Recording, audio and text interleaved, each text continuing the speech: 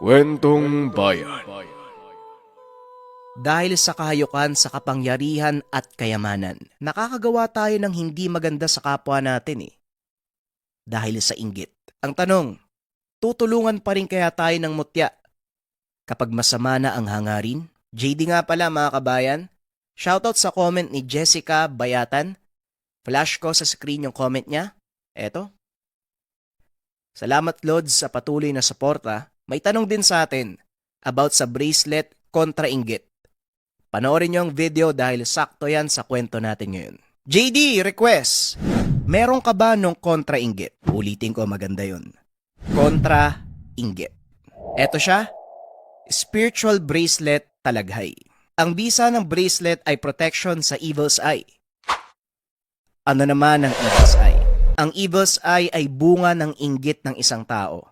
Maaari itong magdulot ng sakit, kamalasan, paninirang puri, at ang pinakamalala, kamatayan. Alam naman natin ang mga nagagawa ng tao kapag inggit, hindi ba? Yung evil's eye kasi kilala na 5,000 years ago, pwede siyang mabigay ng tao sa'yo kahit hindi sinasadya. Bunga ng matinding inggit, nakakapagbitaw ng masamang salita o gawain na maaaring makaapekto doon sa taong kinaiinggitan. Ano naman ang bisa ng talaghay? Kontrahin at labanan ang evil's eye.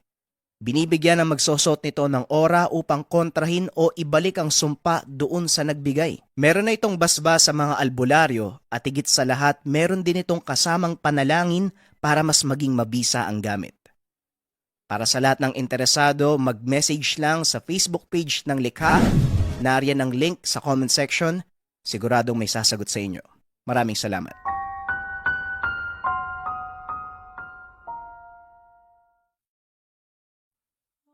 Ang kwentong ito ay hango sa totoong buhay.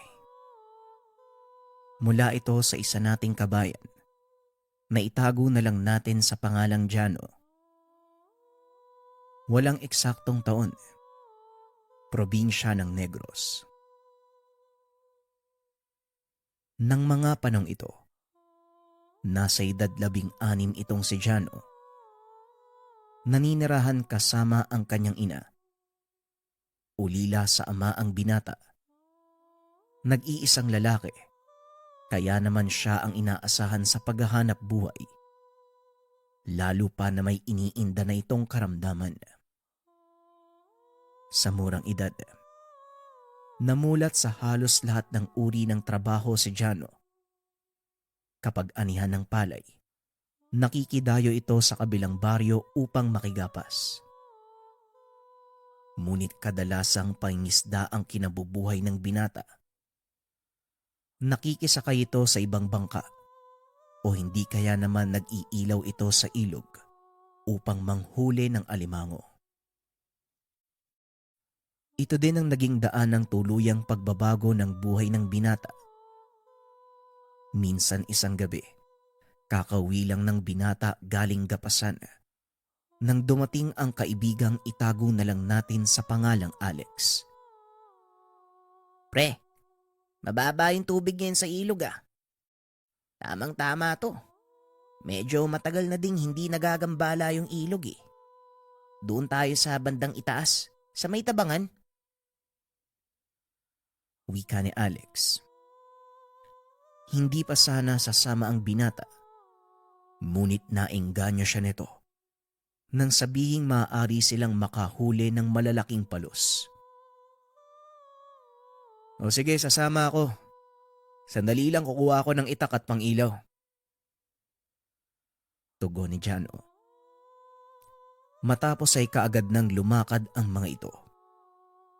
Walang buwan ng gabing iyon, kaya napakadilim ng paligid. Tanging ilaw sa dalang sulo ang nagsisilbi nilang liwanag.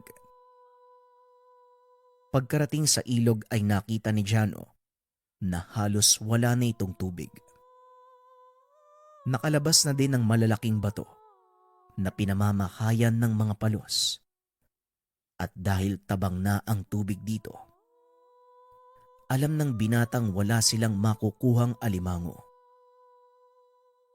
Habang naglalakad sa mga batuhan, napansin ng binata ang isang bahagi ng ilog na tila hindi dumadaloy ang tubig. Hanggang tuhod lang ang lalim nito at napakadaming maliliit na bato na tila sinadyang ilagay. Sinubukang mga pa ni Jano sa bahaging iyon sa pag-asang makakahuli ng isda. Ngunit napakalinaw ng tubig at ang ipinagtataka nito, kahit anong gawin niyang kilos sa bahaging iyon ay hindi ito lumalabo. Tinakpan ng binata ang tubig. Laking gulat nito dahil matabang at napakalamig.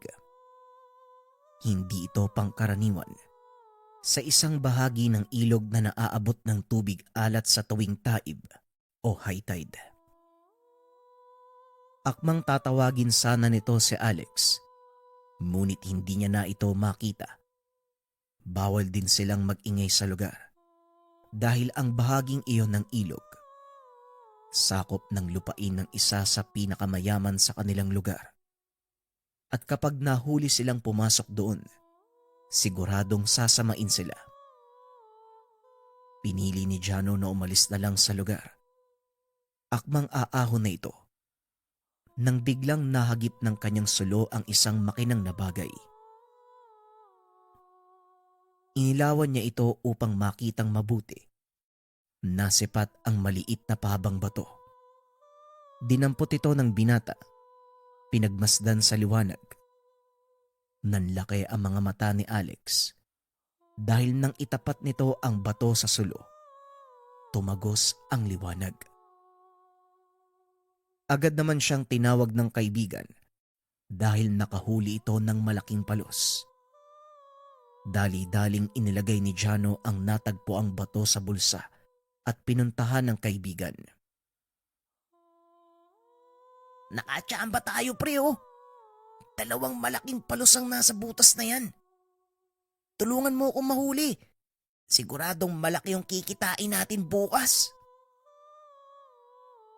Wika ni Alex. Eksperto ito sa panguhuli ng palos. Kaya naman tiwala ang binatang may uuwi nila ang mga ito. Ilang sandali pa, nagawa na nilang ilagay sa sako ang mga palos. At dahil may nahuli na at medyo palalim na ang gabi, nagkayayaan ng umuwi ang magkakaibigan. Kita na lang tayo bukas, Lex, ha? Medyo napagod ako sa paghuli ng mga palos na yan eh. Wika ni Jano pagdating sa tahanan. O siya, sige. Mas mabuti sigurong ilagay na muna natin to sa plangganang may tubig para buhay na buhay pa kapag binenta natin bukas. Tugon ng kaibigan habang inaangat ang hawak na sakong naglalaman ng nahuling palos. At dahil napagod sa paglalakad, hindi na nagawa pang laban ng binata ang kanyang suot na damit. Isinampay niya na lang ito sa tabi ng poso at naligo. Matapos ay kaagad nang natulog. Kinabukasan, pagkagising ay kaagad siyang sinalubong ng ina. Nakita ko to sa bulsa ng pantalon mo, ah. Ano to? Wika ng matanda habang inaabot kay Jano ang itim na bato. Hindi ko po alam na eh. Nagandahan lang po ko kaya pinulot ko. Tugon ng binata. Ilang sandali pa ay dumating na si Alex. Inaya nitong dalhin na sa bayan ang nahuli nilang palos. Kaagad naman nilang naibenta sa isang kainan na pagmamay-ari ng 1 inchik ang mga nahuli. At gaya ng sinabi ni Alex, malaking halaga ang napagbenta ng mga ito. Tuwang-tuwa ang dalawa dahil sa naging resulta ng kanilang paghihirap na hulihin ang mga palos. Pre, bakit hindi muna tayo magliwaliw sandali dito sa bayan? Total maaga pa naman, oh. At saka may pera naman na tayo. Wika ni Alex. Ngunit tumanggi si Jano. Pasensya na pare, ha. Pero kailangan ko pang sumama kay mga Abner sa pangingisda. Ikaw na lang siguro kung gusto mo. Tugon ni Chano. Bay ano? Bad trip naman. Pero sige, naiintindihan naman kita eh. Mag-iingat ka pa uwi ah. Kita na lang tayo mamaya. Muling wika ng kaibigan bago ito tumakbo papunta sa plaza. Kagad na ding umuwi si Jano. Maghahanda pa ito upang pumalaot kasama ang kaibigan ng yumaong ama na si Mang Abner. Pagkarating sa tahanan, kagad nitong ibinigay ang pera sa ina na ganda na para lumaot. Nag-aantay na din kasi sa dalampasigan ang bangka ni Mang Abner at kailangan pa nilang iakyat ang mga lambat na gagamitin sa panguhuli ng isda. Mabuti naman at nakapagbenta kayo ng palos ni Alex kanina. Hanga din ako sa iyong bata ka, no? Kakaiba ang kasipagan mo. Ni minsan, hindi kita nakitang namerme sa iisang lugar. Wika ni Mang Abner habang nag-aayos ang mga ito ng lambat. Kailangan po kasi manong eh. Alam niyo namang ako lang yung inaasahan ni nanay sa lahat. Tugon ni Jano. Naawa si Mang Abner sa naging kalagayan ni Jano dahil malapit na kaibigan ang ama ng binata. Kung minsan pinapalaot niyang mag-isa si Jano upang kumita ng malaki. Matapos ayusin ang lambat, kagad na nilang itinulak ang bangka papunta sa tubig. Maganda ang panahon ng mga oras na yun. Kalmado ang karagatan, kaya panatag ang dalawang marami silang mauhuling isda. Ilang sandali pa ay nagsimula na silang ilatag ang lambat. Inabot ng maigit 1 oras ang paglalatag nito. Napakahaba at napakabigat. Matapos ay hinayaan muna itong mapaanod sa dagat. Nakatali sa boya ang magkabilang dulo ng lambat. Kaya madali lang itong matutunton kung sakaling magsimula silang hanguin ito. Habang nagpapaanod, nakaupo lang ang binata sa dulo ng bangka. Pinagmamasdan nito sa silaw ang nakuhang bato. Namangha. Dahil napakaganda nitong tignan kung itatapat sa liwanag. Napansin ni Mang Abner ang hawak ng binata. Kagad itong lumapit upang mag-usisa. Aba, mukhang maganda yung hawak mo ah. San mo nakuha yan? Tanong ni Mang Abner. Nakuha ko po dun sa ilog nung kumuha kami ng palos. Hindi ko nga po alam kung bakit pero nagagandaan po ako eh. Kaya dinala ko na lang po pauwi. Tugon ni Jano. Sabay abot sa matanda. Nanlaki ang mga mata ni Mang Abner at dali-dali itong binalik sa binata. Laking pagtataka ni Jano. Pinagpawisan ng malamig ang matanda. Mang Abner, bakit po? Masama po ba yung pakiramdam nyo? Tanong ni Jano. Hindi naman iho. Napakaswerte mo. Ingatan mo ang bagay na yan. Dahil yan ang magdadala sa'yo ng swerte. Basta, siguraduhin mo lang nagagamitin mo yan sa kabutihan at hindi sa pansariling interes. Tugon ni Mang Abner. Biglang naintriga ang binata sa sinabi nito. Bakit niyo po nasabing magdadala ng swerte ang batong to? Ano po bang meron? Tanong ni Jano. Hindi basta-basta bato ang hawak mo, Jano. Isa yang uri ng mutya. Kaya ako pinagpapawisan ng malamig. dahil paniguradong mapapabili tayo ng bagong lambat. Bilisan mo na. Siguradong uumagahin tayo sa paghila. Muling wika ni Mang Abner. Hindi nga nagkamali ang matanda dahil punong-puno ng isda ang kanilang lambat. Kinakailangan pa nilang humingi ng tulong mula sa ibang mangingisda upang tuluyang madala sa dalampasigan ang kanilang nahuli. Hindi makapaniwala ang mga tao sa nakita. Kaya naman panay ang tanong ng mga ito sa dalawa. Minabuti ni Mang Abner na ilihim ang totoong dahilan dahil alam nitong kukuyugin ng mga tao si Jano sa oras na malamang kagagawan ito ng hawak-hawak niyang mutya. Nako, huwag kayong mag-isip ng kung ano-ano. Natsambahan lang namin ang kawad ng mga tulingan. Wika ng matanda. Ngunit may ilang pa ding hindi naniniwala dahil napaka-imposible ng sinabi nito. Ang lugar na pinaglalagyan niya ng lambat, napakalapit sa dalampasigan at halos ilang di pa lang ang lalim nito kaya malabong mapadpad ang ganong uri ng isda sa lugar. Mahigit 200 kilo ng tulingan ang nahuli ng dalawa. Mas marami ito kumpara sa huli ng malalaking bangka na tumagal sa laot ng 5 araw. Baka naman nagpapasabog ka ng dinamita, Abner. Alam mong pinagbabawal yan. Wika ng isa sa mga residente na itago na lang natin sa pangalang Pekto. Nako, Pekto, hayang ka na naman sa imahinasyon mo eh.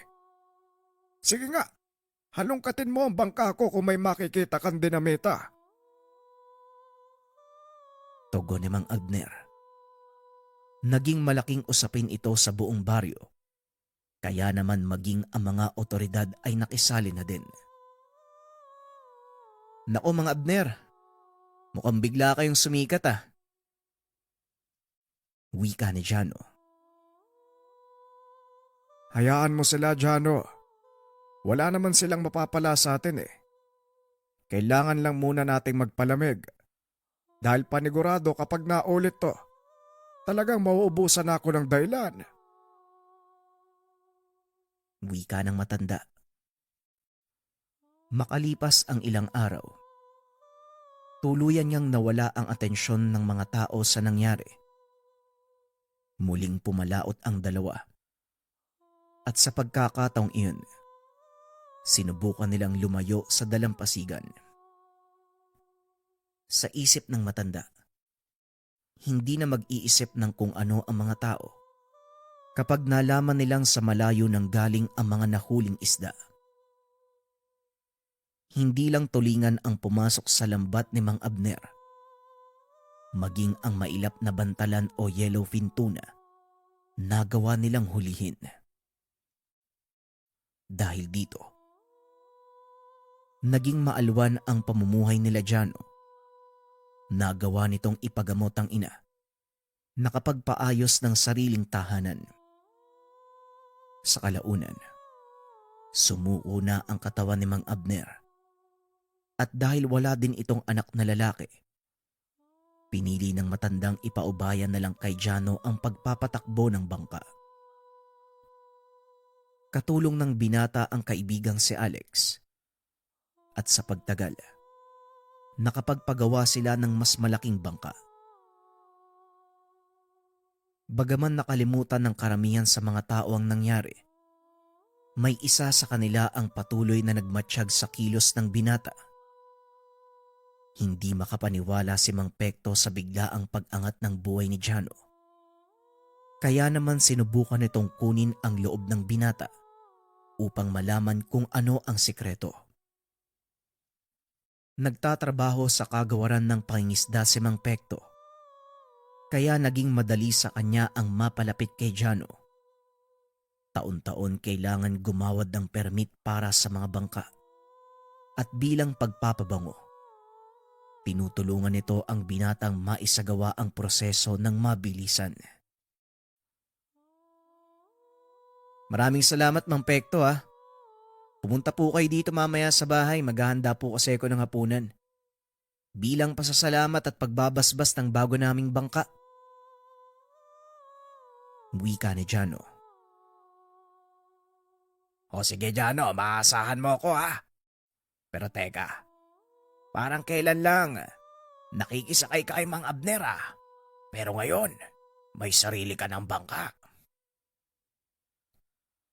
Tugon ni Mang Pekto. Siniswerte lang po, Manong. Kaya labis ang pagpapasalamat ko kay Mang Abner eh. Pinagkakatiwalaan niya akong pamahalaan ng mga bangkang pangisda niya. Wika ni Jano. Matapos makipag-usap, kagad na itong umalis. Kinagabihan, napakaraming tao ang dumalo sa idinaos na handaan. Hindi magkanda-ugaga si Jano at Alex sa pag-intindi sa mga ito. Sa labas ng bakuran ginanap ang handaan, kaya walang tao sa loob ng bahay. Kinuha ni Mang Pekto ang pagkakataon upang alamin ang sekreto ni Jano. Nagkunwari itong makikigamit ng banyo at hindi naman naginala si Jano. Sinamahan pa niya si Mang Pekto sa loob ng tahanan. Kayo na pong bahala, Manong ha. Alam niyo naman yung daan palabas ng bahay, di ba? Wika ni Jano. Maraming salamat, Jano ha. Ay talagang napakalaki ng bahay mo. Tugon nito. Matapos ay iniwanan na ito ng binata. Ngunit paglabas ni Jano, dali-dali itong naglakad papunta sa silid ng binata. Lingid sa kaalaman, napansin siya ni Alex. Nako, Jano. Mukhang alam ko na kung anong pakay ni Mang Pekto. Tignan mo. Papasok na siya sa kwarto mo.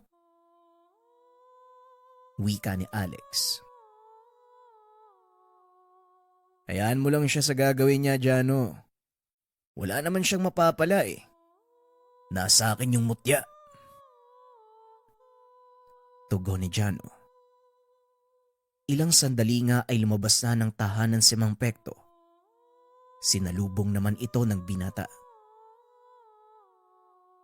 O Mang Pekto, mukhang natagalan kaya ta sa banyo ah. Wika ni Jano. Oo eh. Medyo sumama yung tiyan ko. Pero maraming salamat ha. Tugon ni Mang Pekto. At labis na ikinagulat ang sunod na sinabi ni Jano. Ano? May nakita ka ba sa loob ng kwarto ko? Alam mo, Manong, wala namang masama kung mag-uusisa ka. Pero ang pumasok sa kwarto ng hindi naman sayo, krimen yun. Pwede kitang ipakulong. May testigo kung nakakita sayo. Wika ni Jano. Sinubukan pang magmaang-maangan ni Mang Pekto. Ngunit hindi din ito nakalusot sa binata. Hindi naman ako pumasok sa kwarto mo, Jano eh. Isa pa, ano naman yung gagawin ko doon? Tugon ni Mang Pekto. Yun nga din po yung gusto kong itanong sa inyo. Ano po bang hinahanap niyo sa kwarto ko? Muling tanong ni Jano. Sa pagkakataong iyon, tila napikon si Mang Pekto. Mag-iingat ka sa mga salita mo, bata. Dahil hindi mo kilala kung sino ang pinagbibintangan mo. Wika ni Mang Pekto. Sabay labas ng bakuran. Napagtanto ni Jano na hindi siya titigilan ni Mang Pekto. Mukhang magiging tinik sa lalamunan mo si Mang Pekto, Jano ah. Ano sa tingin mo magandang gawin? Tanong ni Alex. Huwag kang mag-alala, Alex. Hanggat hindi tayo napapahamak ng dahil sa kagagawan niya, hindi ko siya titignan bilang banta. Hayaan mo na lang muna siya. Tugon ni Jano. Panatag itong hindi gagawa ng kahit anong si Mang Pekto dahil wala siyang makitang butas sa mga nangyayari. Ngunit hindi alam ng binata na may binabalak itong hindi maganda. Isang hapon, habang sumusubaybay sa mga bangkang nagbababa ng huli, nilapitan ito ni Mang Abner. Hindi ako makapaniwalang dadaling ka ng kapalaran sa ganitong antas ng buhay, Iho. Ngayon, naniniwala ka na bang mutya ang hawak mo? Wika ni Mang Abner. Yun nga po yung gusto kong malaman, Manong. May kilala po ba kayong nakakaalam kung ano ito? Tanong ni Jano. Meron. Pero nasa kabilang bayan pa ito. Kung gusto mo, punta natin siya. Tugon ni Mang Abner. Sa kagustuhang malaman kung anong klaseng mutya ang hawak, pumayag ito sa mungkahi ng matanda. Walang kaalam-alamang binata. Sinundan sila ni Mang Pekto papunta sa lugar na sinabi ni Mang Abner. Saktong naroon ang pakay nilang tao, kaya kagad nilang kinausap.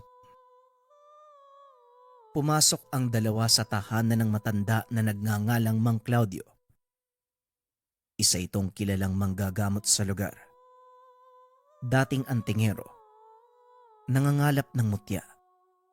Kaya sigurado si Mang Abner, makikilala nito ang tanga ni Jano. Habang nag-uusap ang tatlo sa loob ng bahay, nanatili naman si Mang Pekto sa labas at nakinig. Maaari ko bang malaman kung ano ang sadya nyo dito? Tanong ni Mang Claudio. May itatanong lang kami, Mang Claudio. Tungkol ito sa napulot ng kasama kong binata. Tugon ni Mang Abner. Agad namang inilabas ni Jano ang mutyang napulot sa ilog. Eto po, Manong. Napulot ko lang po to sa ilog noon eh. Hindi ko po alam kung ano ito pero simula nang mapa sa akin, nagbago po yung buhay ko. Paliwanag ni Jano. Sinipat ni Mang Claudio ang bato. Napangiti ito nang makumpirma ang pagkakakilanlan. Bago ko sabihin sa inyo kung ano ang mutyang ito, maaari ko bang malaman bakit mo itinago ang mutya kahit hindi mo alam kung ano ang maaari nitong magawa? Tanong ni Mang Claudio. Ang totoo po, hindi ko din po alam kung bakit ko naisipang itago yung batong yan. Basta nagandahan lang po ako, Tatang. Tugon ni Jano. Napangiti naman si Mang Claudio dahil alam nitong napasakamay ng inosenteng binata ang mutya. Bueno, ang mutyang ito ay kilala sa tawag na mutya ng linta. Nagbibigay ito sa swerte sa taong pinili.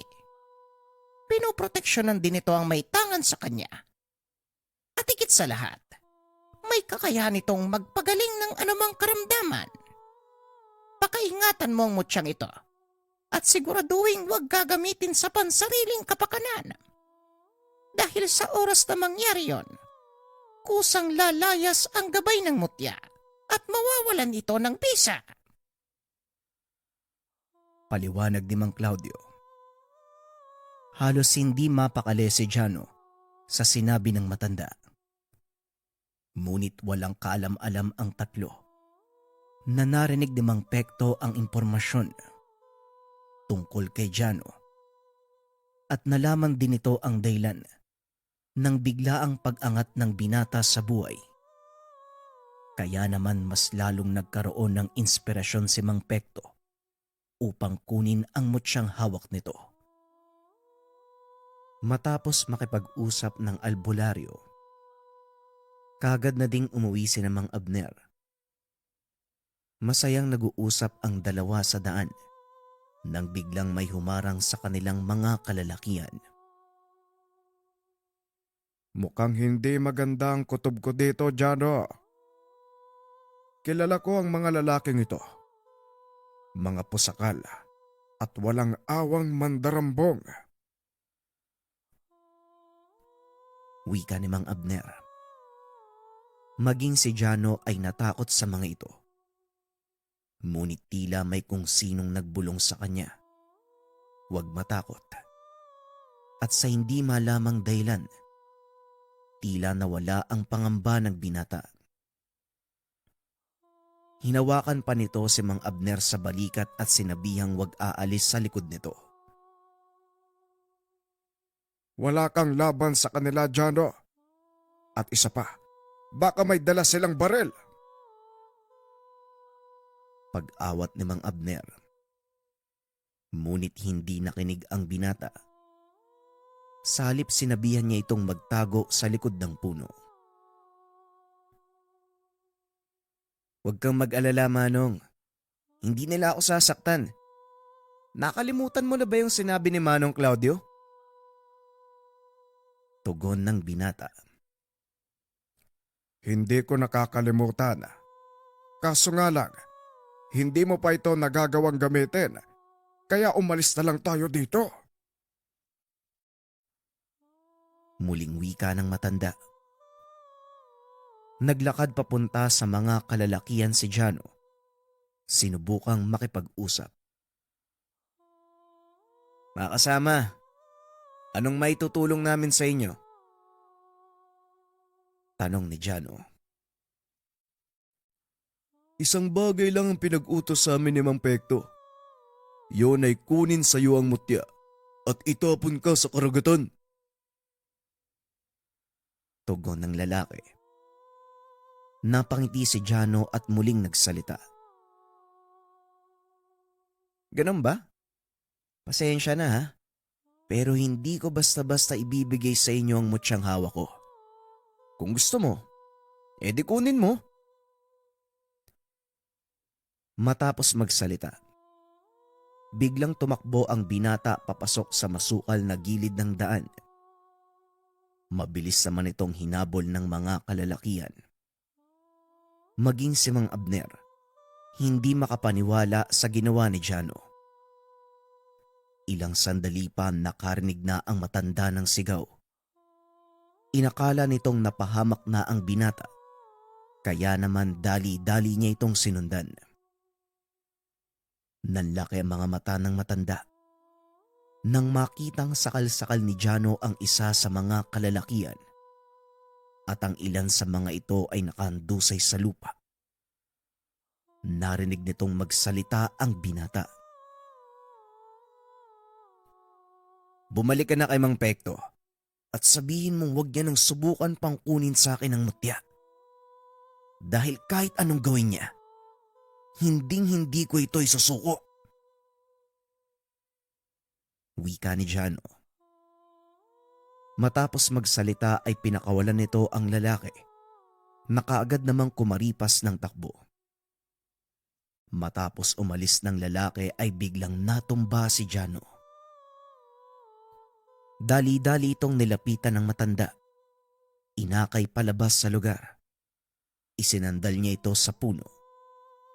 Ilang sandali lang ay nagkamalay ang binata. Ay maraming salamat sa Diyos at nagkamalay ka na. Ano bang nangyari? Bakit ka hinimatay? Tanong ni Mang Abner. Pilit namang inaalala ng binata ang mga naganap. Teka Manong, ano pong nangyari? Bakit nga pala tayo nandito? Saka asan yung mga kalalakihan? Tugon ni Jano. Napagtanto ni Mang Abner. Walang kamalay-malay si Jano sa mga nangyari. Ngunit ang ipinagtataka ng matanda, sino ang tumalo sa mga kalalakihang nangharang sa kanila? Teka, ang ibig mong sabihin, hindi mo natatandaan ang mga nangyari. Ikaw ang tumalo sa 3 lalaki, Jano. Wika ni Mang Abner. Naramdaman ng binata ang bagyang pananakit ng kamao. Ano po? Hindi ko po maalala yung nangyari, Manong eh. Ang huling natatandaan ko, kinausap tayo ng 3 kalalakian. Tapos, may boses akong narinig. Tugon ni Jano. Ang mabuti pa umalis na tayo dito.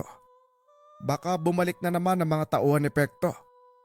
Yung mga walang hiyang yun talaga, oh. Nagulat si Jano sa sinabi ng matanda. Dali-dali itong tumayo. Inalalayan ang matanda. Pinili ng binatang doon na sa kanilang tahanan ituloy ang pag-uusapan. Pagkarating sa bakuran ng matanda, sinalubong sila ni Alex. Hindi magandang balita ang dala nito. Jano, mabuti naman nakauwi na kayo. Teka, anong nangyari sa'yo? Bakit puro putik yung damit mo?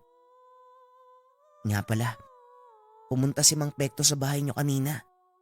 May kasamang mga lalaki. Sa takot ng nanay mo, inatake siya sa puso. Pero wala kang dapat ipag-alala ha. Nadala namin sa ospital yung nanay mo. Nasa maayos ng kalagayan. Paliwanag ni Alex. Lalo namang nanggigil si Jano. Alam kong pakay ng matandang yun eh. Balak niyang kunin sa akin ang hawak ko mutya. Hindi ko alam kung saan niya nalaman yung tungkol dito eh. Wala naman akong ibang pinagsabihan. Tugon ni Jano. Kahit ako Jano eh. Hindi ko naman basta-basta ipinagsasabi ang tungkol sa hawak kong mutya. Pero pumasok muna tayo sa bahay niyo, Mang Abner. Paniguradong may mga mata at tenga sa paligid si Mang Pekto.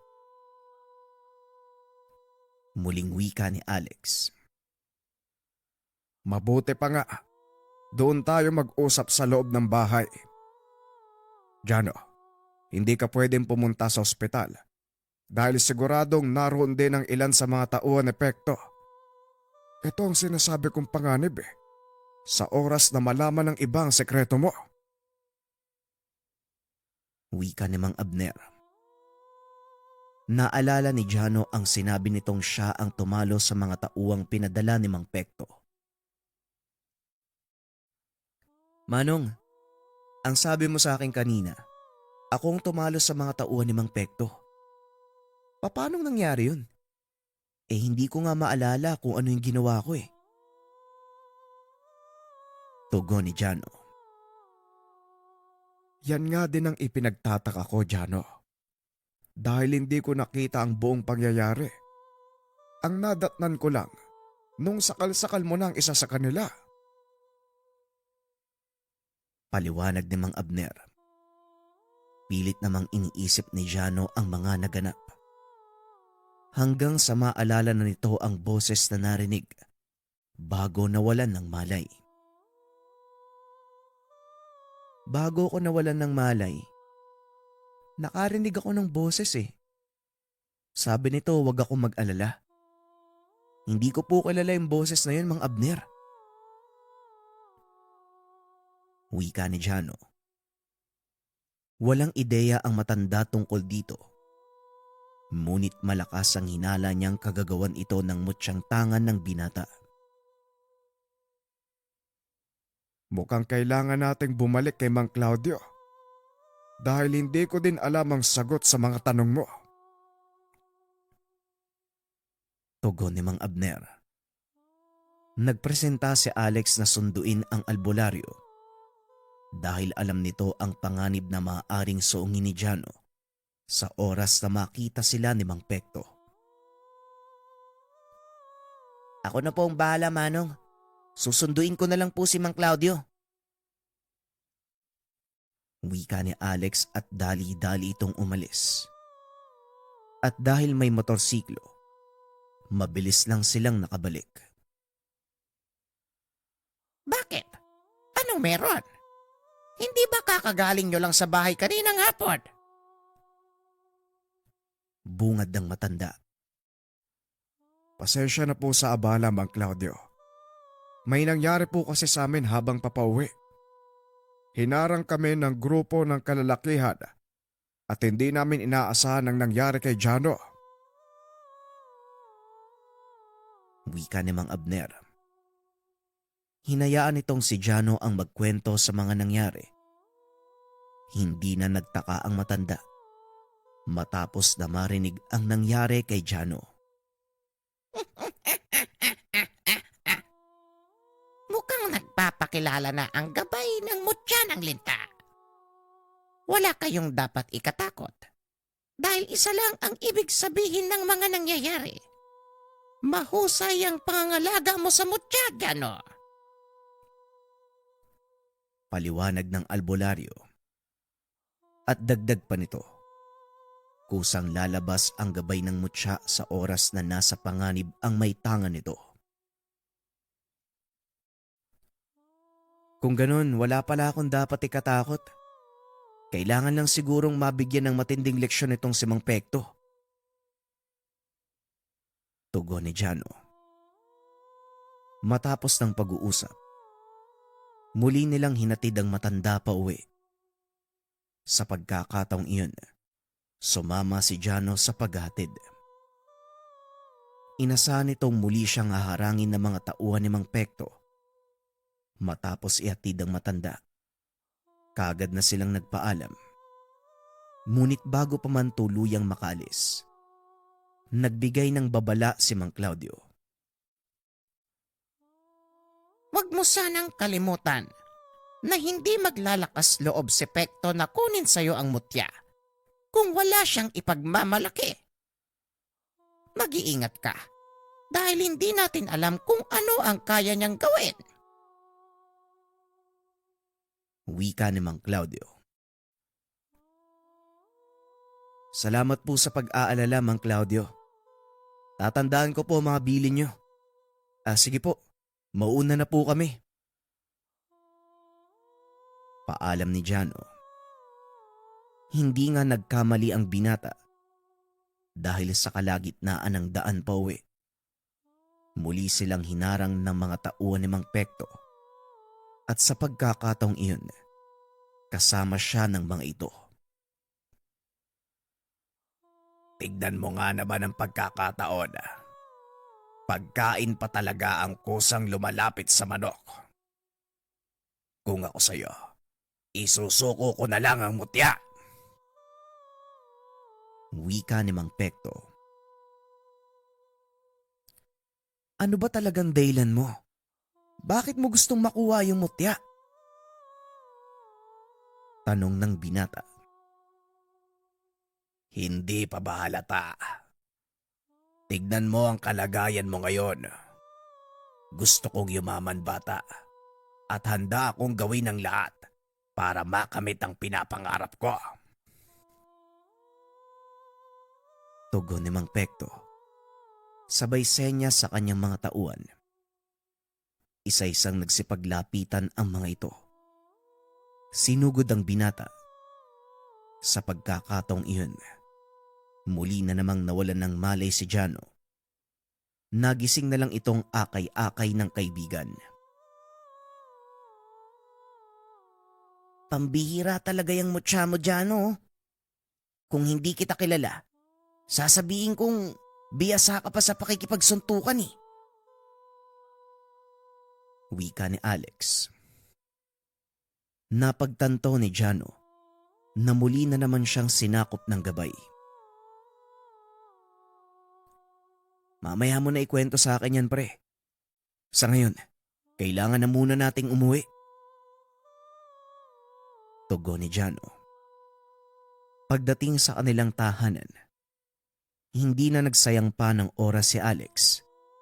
Isinalaysay nito kay Jano ang nangyari. Ayon dito, walang awang pinagsusuntok ni Jano o kung sino mang nilalang ang sumakop sa kanya. Ang mga tauhan ni Mang Pekto. Samantalang ang matanda naman, Biglang tumakas nang makitang unti-unti nang natatalo ang kanyang mga tauhan. Sayang. Kung nakikita mo lang yung sarili mo habang nakikipaglaban, talagang mamamangha ka. Grabe yung bilis mo. Grabe yung lakas ng suntok. Grabe. Inubos mo lahat ng kalaban ng walang kahirap-hirap. Wika ni Alex. Sa palagay ko, hindi ko na lang gugustuhin makita yung sarili kong nakikipagbasag ulo, Alex. Kilala mo naman ako, di ba? Hindi naman ako mapanakit na tao eh. Kaya parang ang hirap isipin na ako yung gumawa nun. Tugon ng binata. Inabot sila ng madaling araw sa pag-uusap hanggang sa tuluyan ng nakatulog si Jano. Ilang sandali lang ay nagising ito. Nakita ang sariling nasa parehong ilog kung saan niya natagpuan ang mutya. Maliwanag ng mga sandaling iyon, kaya nagpa siya si Jano na maglakad-lakad.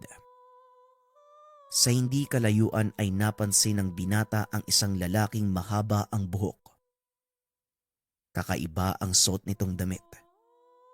Nanlaki mga mata ng binata nang humarap ito sa kanya.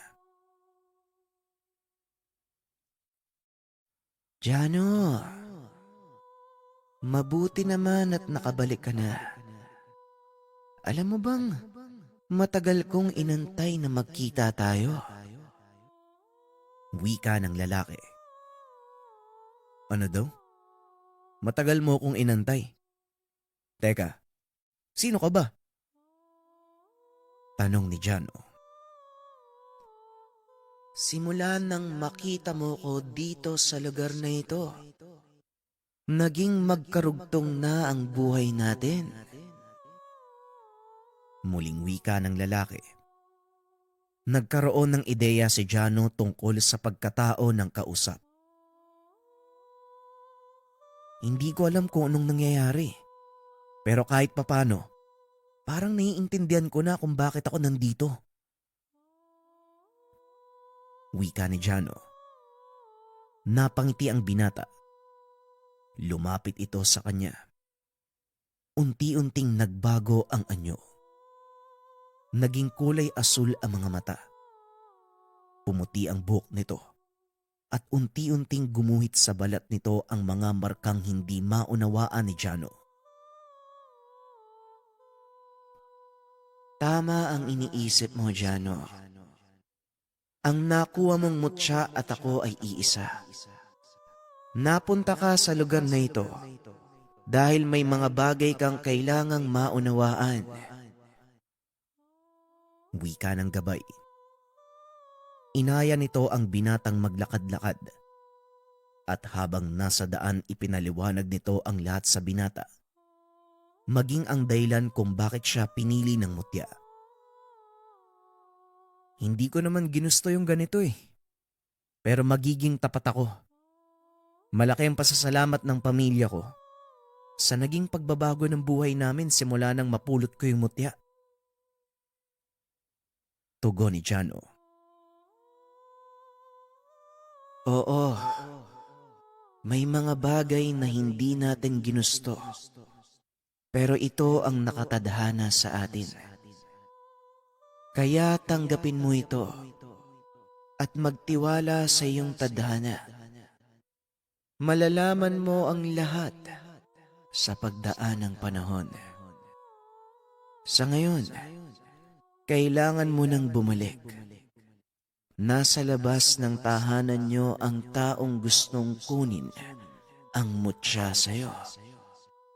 Sasabihin ko sa iyo, Jano, matigas ang ulo ng isang yan. Wika ng gabay.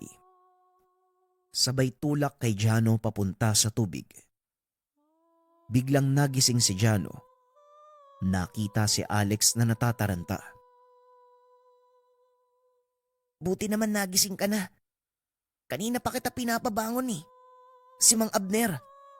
Binaril ni Mang Pekto. Nanlaki ang mga mata ng binata nang marinig ang sinabi ng kaibigan.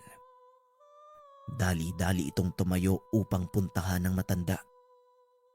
Ngunit sa kasamaang palad paglabas nito ng tahanan, sinalubong siya ni Mang Pekto at may dala itong baril. Ano ba talagang kailangan mo, Pekto? Hindi ka pa talaga titigil? Wika ni Jano. Alam mo kung ano ang kailangan ko. At hindi ako titigil hanggat hindi ko yon nakukuha. Kung kinakailangan pumatay ako ng tao, yon ang gagawin ko. Tugon ng matanda habang tinututok ang baril kay Jano. Wala ka talagang kasing sakim, Mang Pekto. Sisiguraduhin kong pagbabayaran mo ang ginawa mo kay Mang Abner. Muling wika ng binata. Unti-unti din itong nararamdaman ang kakaibang init na dumadaloy mula sa kanyang dibdib papunta sa mga kamay.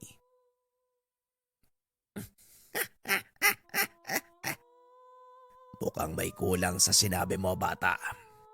Hindi lang si Mang Abner ang madadamay dito kung hindi mo pa din ibibigay sa akin ang mutya. Tignan mo ang dalampasigan. Kaninong mga bangka kaya ang nasusunog? Wika ni Mang Pekto. Dito na nagsimulang magalit ng husto si Jano. Ngunit pilit nitong pinapakalma ang sarili. Alam niyang paraan lang ito ng matanda upang makuha ang gusto. Hindi ka na naawa sa mga taong yan. Wala silang kinalaman sa nangyayari.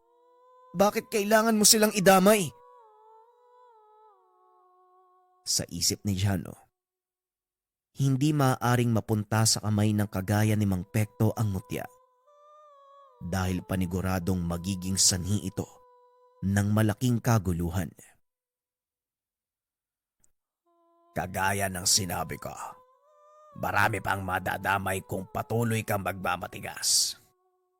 Kaya kung ako sa'yo, ibigay mo na sa akin ang hinihingi ko, bata! Sa pagkakataong iyon, hindi alam ni Jano ang gagawin. Ngunit sa kalagitnaan ng kaguluhan, narinig nito ang tinig ng gabay. Gusto niya ng kapangyarihan, Jano. O sige, ibigay natin sa kanya. Wika ng gabay.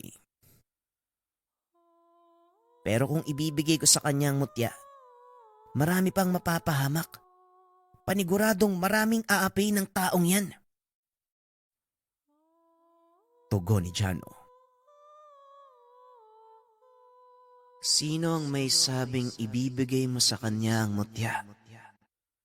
Ikuyom mo ang kamao mo at ihipan. Muling wika ng gabay. Sinunod ito ni Jano.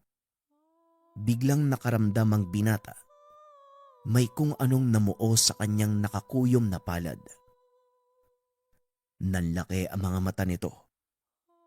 Isang pulang bato ang lumitaw nang buksan niya ang kamay. Yan ang isa pang uri ng mutya ng linta. At sa oras na mahawakan niya yan, hihigupin ng bato ang kanyang espiritu. At patuloy siyang makukulong sa loob niyan hanggat walang bumabasag ng sumpa. Magiging makapangyarihan siya, pero hindi sa mundong ito.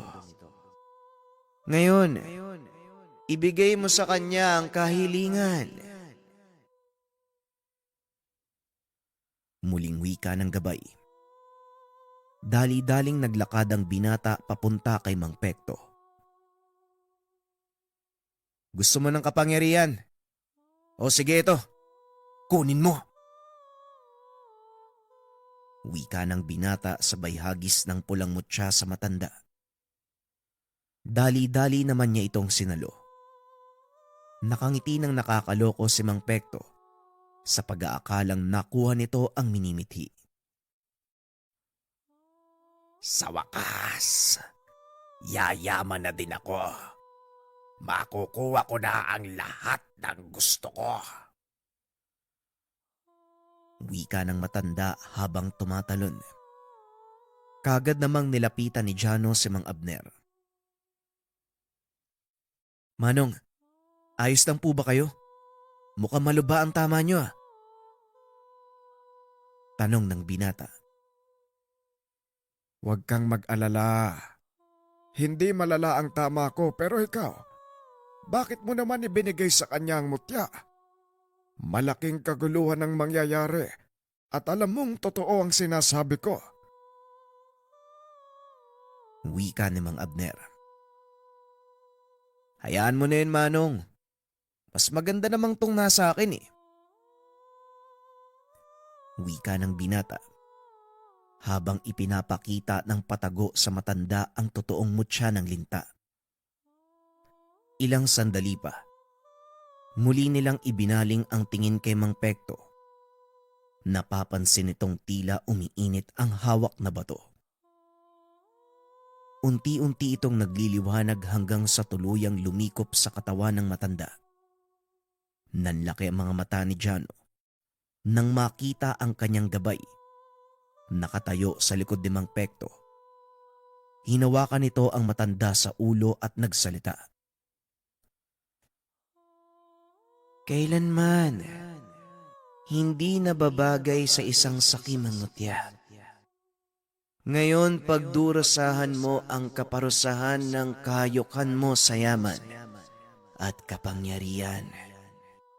Sasama ka sa aking mundo at doon mo mararamdaman ang lahat ng kapangyarihan at kayamanang minimithi mo. Wika ng gabay. Napansin ni Jano. Nakatayo pala sa tabi nito si Mang Claudio. Kamangha-mangha. Isang nimpa ang gabay ng mutyang hawak mo, Jano.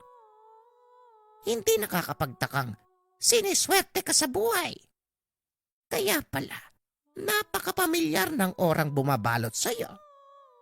Ngayon, hindi na makakatakas pa si Pekto.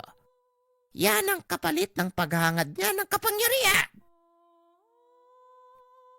Wika ni Mang Claudio. Uy, Mang Claudio. Kanina pa po ba kayo dyan?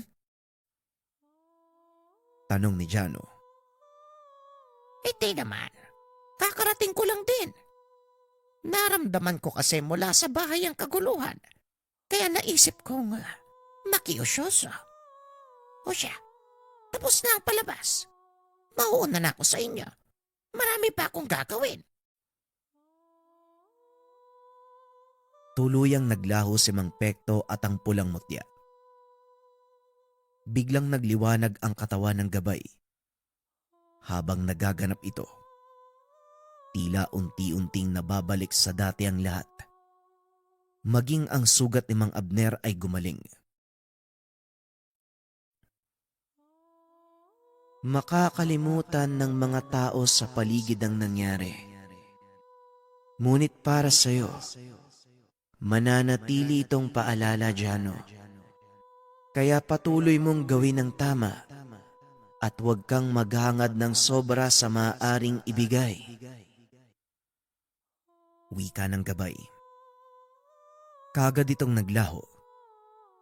Ilang sandali pa ay nagising si Alex, na noon ay nawalan ng malay dahil natamaan ng nahulog na nyog. Teka, bakit ako nandito? Anong nangyari?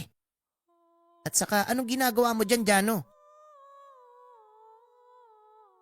Napangiti na lang ang binata sa naging reaksyon ng kaibigan. Matapos ng kaganapan, itinuloy ng binata ang sinimulang buhay. Naging mas malago ito. Nakatulong pa sila sa iba. Sa paglipas ng taon, kinilala si Jano bilang isa sa pinakamayamang tao sa kanilang lugar. Sa kasalukuyan, Nagmamay-ari na si Jano ng malaking barkong pangisda. Naroon ito sa bansang Taiwan. Maraming Pilipino ang natulungan ng pamilya ni Jano. Karamihan sa mga ito, mga kabataang lalaking hindi nagkaroon ng pagkakataong makapag-aral. Ito ang naging paraan ng binata upang ibalik ang kabutihang dulot ng mutya ng linta.